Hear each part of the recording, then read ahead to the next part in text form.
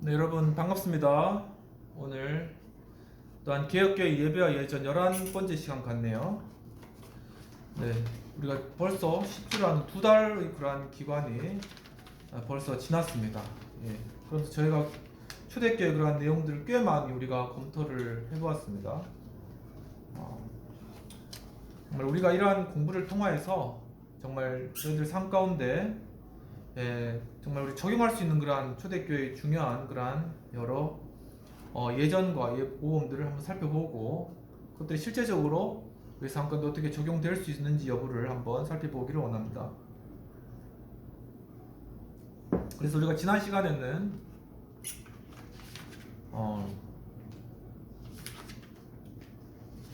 과거의 그 로마 카톨릭 교회 그런 예전들에 대해서 우리가 살펴보았습니다.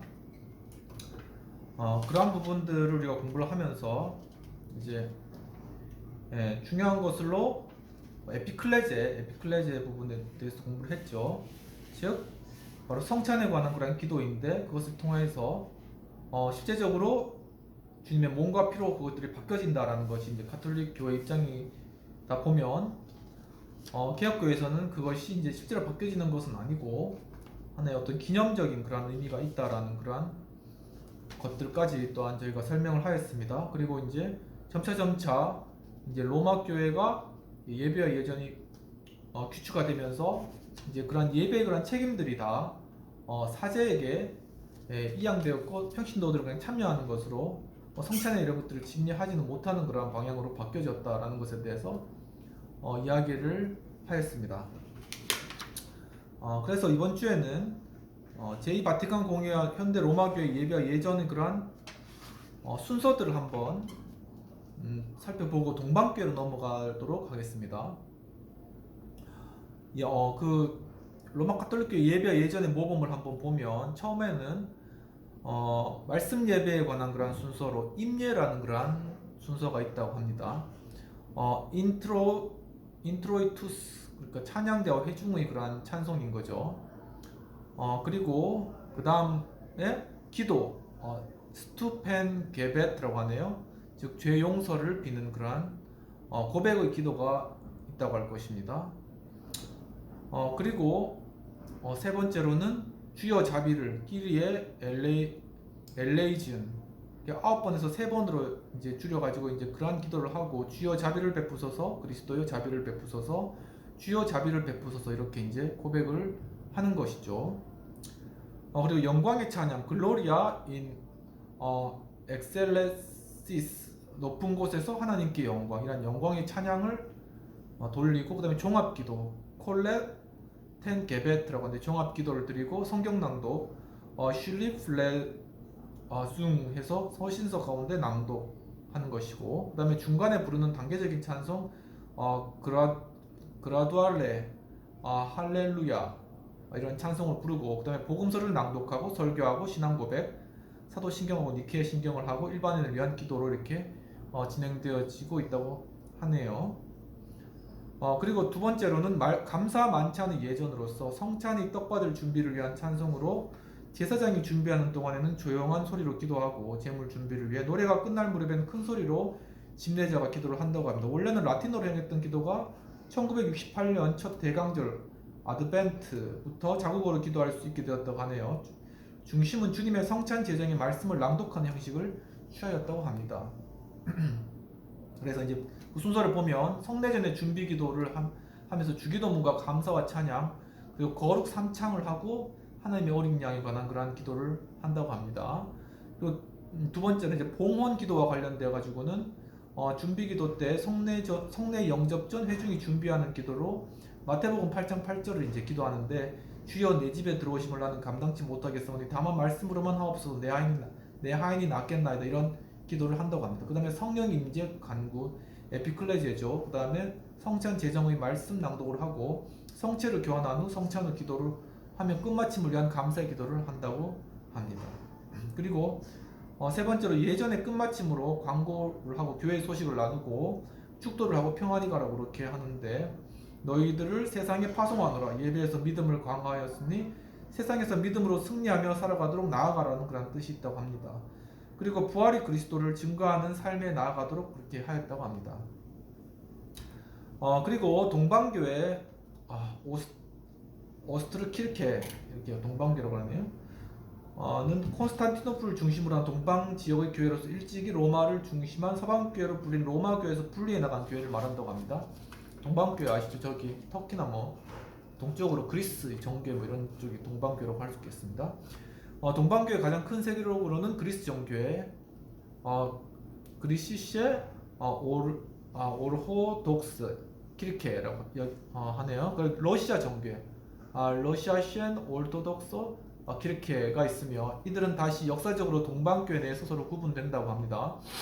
그리고 동방교회는 역사적으로 콘스탄티노플과 연결된 교회로서 칼세톤과 비잔틴 전통을 가진 교회의 모습을 유지하고 있다고 합니다. 그러나 이러한 전통에 속하지 않는 동방의 교회들과 동방의 연합교회들도 같은 특성을 가진 모습을 보여주고 있다고 합니다. 이런 동방교회 예배와 예전을 한번 살펴보면 그리스도의 부활은 동방교회 예전의 총체적인 개념으로 이해가 되는데 예배는 몸과 영의 통일체로서 인간 전체에 관련있게 된 일이며 하나님의 일 가운데 특별한 행위로 제시되었다고 합니다. 또한 그리스도인에게는 각각의 하나님에 대한 경험으로서 현재적 차원의 일로 이해되었다고 합니다. 즉 동방교회에서는 예배는 바울의 권고인 쉬지 말고 기도하라는 말씀의 철저한 반영으로 이해를 하고 있으며 그 때문에 동방교회는 24시간 예배를 그리스도의 삶의 원칙으로 삼고 있다고 하네요. 그러니까 24시간 동안 계속 돌아가면서 예배를 드리는 거죠. 그리고 예배는 가시적이며 불가시적인 교회 전체를 포함한 공동체적인 행위로 이해한다고 합니다. 그러니까 우리가 불가시적으로 보이진 않지만 전체가 하나 된 그런 교회인 거죠. 예배 가운데 믿는 자는 홀로 기도하는 것이 아니라 믿는 모든 자들과 함께 공동으로 기도하는 것이며 믿는 자와 산자와 죽은 자와 거룩한 자와 천사들의 전 공동체에서 함께 기도하는 것을 이해하는 것이 일반적인 특징이다. 굉장히 특이한 천사들까지도 그리고 산자와 죽은 자까지도 이렇게 함께 기도한다는 게 좀 특색이 있고 좀 우리가 좀 약간 다른 그런 측면이 있는 것으로 생각됩니다. 그리고 예배와 예전의 형태를 보면 비잔틴의 예전은 6에서 9세기 동안의 비잔틴 왕국의 문화적인 범주 안에서 완전히 형성된 것이라고 할 것입니다. 그 이해로 미미한 변화가 있긴 했지만 그 예전의 근본 구조는 9세기 중엽에 그리스의 선교사들에 의하여 세워진 슬라비아 교회 후에 러시아 종교에 이르기까지 거의 불변적이었다고 하네요. 더욱이 1453년경 터키의 침공으로 비잔틴 왕국이 변화되었음에도 불구하고 예전에는 그 어떤 변화도 있지 않았다고 합니다. 현대에 이르러 여러 지역의 예전의 순서들이 약간 간소화되고 있긴 하지만 그러나 예배의 근본적인 구조에는 아직도 변화가 없는 것으로 전해진다고 합니다. 감사제로서의 성찬 예전을 한번 살펴보면 동방교회는 성찬을 중심으로 한 예배를 유카리스티, 감사 예배라고 불렀는데 동방교회 예전의 의식은 총체적인 비잔틴이 부활절 안에서 콘스탄티노플로부터 12-13세기까지 이루어졌다고 합니다. 네. 그리고 이것은 주로 시리아 지방의 서쪽 또는 안디옥의 전통에서 나온 것이며 고대 마가 알렉산드리아와 야고보의 예전 예루살렘을 배격한 데서 시작되었다고 합니다. 이게 약간 그 방향을 달리했다는 것으로 이해가 되네요. 현재 비잔틴의 예전은 세 가지 형태로 알려져 있는데 첫 번째는 크리소스톰주의의 예전. 크리소스톰이 이제 초대 이제 교부죠. 주일과 평일에 정상적으로 시행되는 예배 의식이 해당되고 그다음에 두 번째 바시리우스 예전. 그것은 교회력의 10일간 특히 부활절 전 금식 기간에 사용된 예전으로 여러 종류의 기도들이 크리스토스톰과는 구별된다고 합니다. 그 밖의 것들은 모두 동일하다고 합니다. 그리고 세 번째로는 프레장 티피카텐의 예전이라고 하네요. 이름도 굉장히 길고 특이하네요. 이 예전은 교황 그레고르가 작성한 것으로 수요일, 금요일, 금식 기간이 몇몇 다른 주간에 사용되는 예전의 형태였다고 합니다. 비잔틴의 예전은 황제 궁전이 관습들을 통해 깊게 영향을 받았으며 외형적인 의식과 관련을 갖는다고 합니다. 그리고 로마교의 미사보다는 훨씬 더 길게 진행되는 예전은 항상 노래를 부르며 그 어떤 악기를 사용하지 않고 입으로 부르게 된다고 하네요. 그리고 유황과 촛불을 또 함께 사용했다고 합니다. 예전이 진행되는 과정에서 두 가지 행렬이 이루어지는데 하나는 작은 행진으로서 복음서를 제단으로 운반하는 이렇게 복음서를 들고 이렇게 성경을 들고 이렇게 행진하는 그런 것이 되겠네요. 그리고 다른 하나는 제물 봉헌으로 떡과 잔을 제단으로 이렇게 떡과 잔을 이렇게 운반하는 그러한 것들. 각각의 감사제에서 진실로 축하되는 분은 대제사장이요 동시에 제물이 되시는 그리스도이시고 그는 참으로 봉헌하는 자요 봉헌된 자인 것으로 이해하였습니다.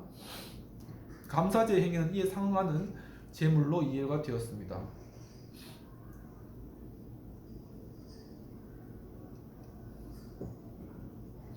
또한 예배 순서에는 찬양의 제물로서 그리고 영적이며 신비적인 또는 피 흘리지 않은 제물로서 표현되었다고 합니다.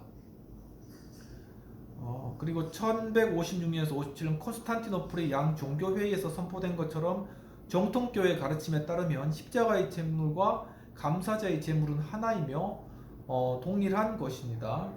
그리고 성찬이 감사제는 그리스도의 제물의 희미한 상기가 아니며 십자가 제물의 하나의 반복적인 것이 아니라고 합니다. 왜냐하면 하나님의 어린 양의 제물은 한 번의 사건이요 단 한 번에 이루어진 것이기 때문이라고 합니다.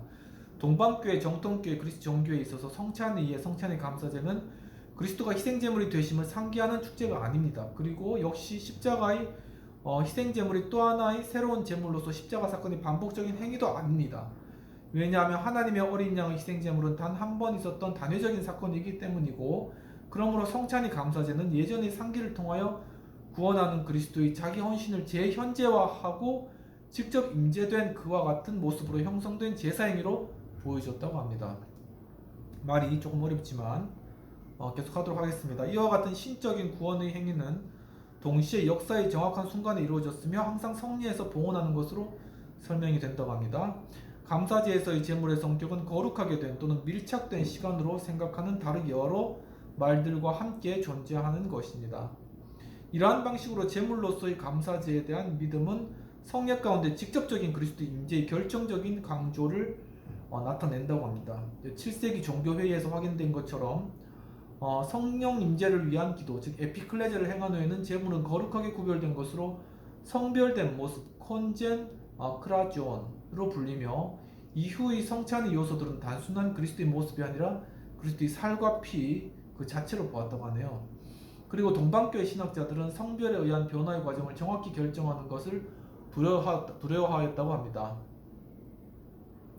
그것은 인간적인 이해의 차원을 뛰어넘어 신적인 비밀의 사건으로 더 우선하여 다루었기 때문입니다. 17세기 이후 지금까지 화채설, 트란주부스 장티아지온 이러한 개념이 적용되었다고 합니다.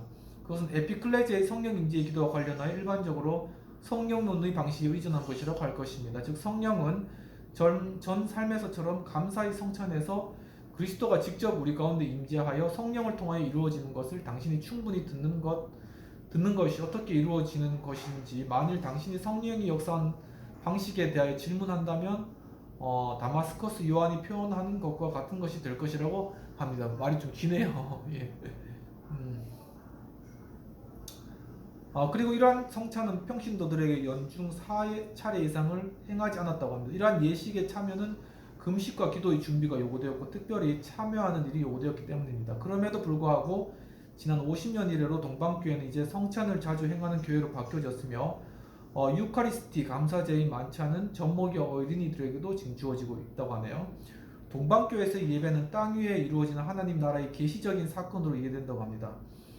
그리고 예배의 장소는 전면에 그리스도 중심의 그림을 벽면에 설치하고 동방교회 예배당에는 상징적 모습으로 성화상의 그림벽이 유명하다고 하네요. 그러니까 동방교회 가면 이렇게 성화들이 많이 이렇게 걸려 있다고 하는 것 같습니다. 한번 성지순례를 하게 되면 좀 보고 싶네요. 원래 동방교회 예배 공간에는 세 가지 그림이 중심으로 첫째는 그리스도의 그림 오른쪽에, 둘째는 마리아의 그림 왼쪽이며 셋째는 천사의 그림으로 양 벽면을 두르며 그려졌다고 합니다. 그리고 양 벽면에 선지자, 사도, 거룩한 자 등의 그림도 포함되었다고 합니다. 이것은 히브리서 11장 1절 이하의 구름같이 둘러싼 증인들이 있으니라는 말씀의 적용으로 이해한다고 합니다. 그리고 상징적 모습이 성화상 경배, 이코니온 페레룽은 갈라디아서 4장 19절의 말씀에 근거하고 있다고 합니다. 나의 자녀들아 너희 속에 그리스도 형상이 이루기까지 다시 너희를 위하여 해산하는 수고를 하노라. 예배에는 찬양대가 함께 예배를 진행하는데 남성 찬양대가 교대로 찬송을 부르고 그리고 이 합창대가 교회의 예전적인 기능을 넘겨받았다고 합니다.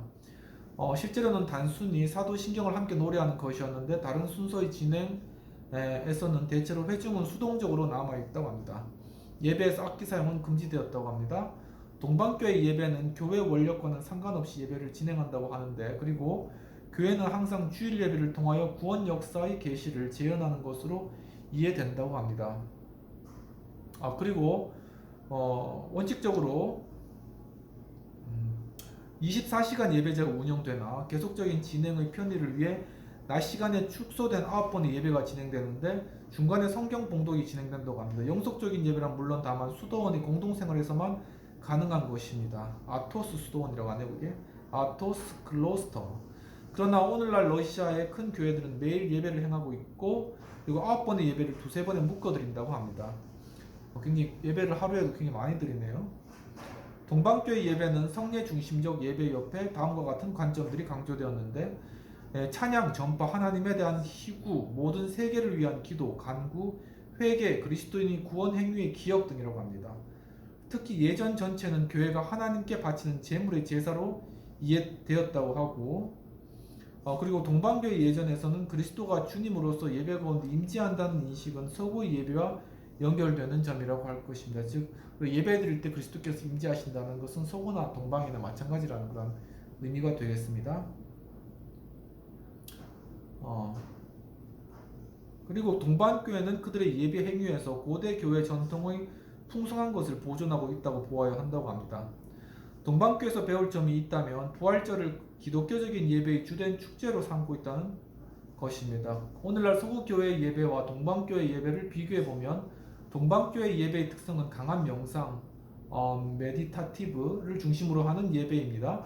또한 서구교회 예배의 특성은 이해력, 지력, 사고력으로부터 더 강하게 결정된 본질을 나타낸다면 동방교회 예배에 대한 비판적 표준은 다만 신약 성경에 나타난 것을 중심으로 한 초대교회 예배에서 근거되어야 할 것입니다. 그러나 동방교회 예배는 예배의 사건에서 회중의 역할은 첫째, 지나치게 구경꾼과 청취자로 있다는 생각을 갖게 한다고 합니다. 제사장과 합창대만이 역할을 한다고 하네요. 네네. 둘째는 설교는 제거되고 상대적으로 제물 드림의 행위가 부각되고 이에 따라 제사장의 역할이 중심적이며 예배 순서의 적은 분야까지 혼자서 수행하며 확고히 정해진 의식 중심의 예배는 초대교회 예배와 일치될 수 있는 것은 아니라고 합니다. 그럼 이렇게 동방교회 예배에 대해서 바라보고 다음 주에는 동방교회 예배와 예전 모범에 대해서 살펴보도록 하겠습니다. 기도하고 마치겠습니다. 하나님 아버지, 오늘 또 동방교회 그러한 예배의 예전을 볼 수 있도록 이끌으신 을 감사합니다. 주님, 참으로 이러한 예배의 예전들을 통하여서 그 가운데 제가 배울 것들은 우리가 잘 배우고 또 분별할 것들은 분별해 나가면서 우리 예배를 기억해 나갈 수 있도록 도와주옵소서.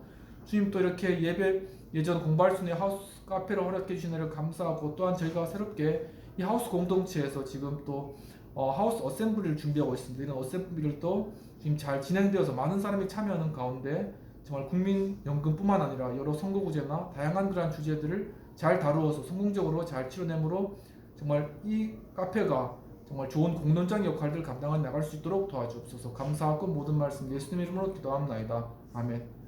장시간 시청해주셔서 감사드립니다. 다음 주에 또 동방교회 모범과 예전에 대해서 공부하도록 하겠습니다. 감사합니다.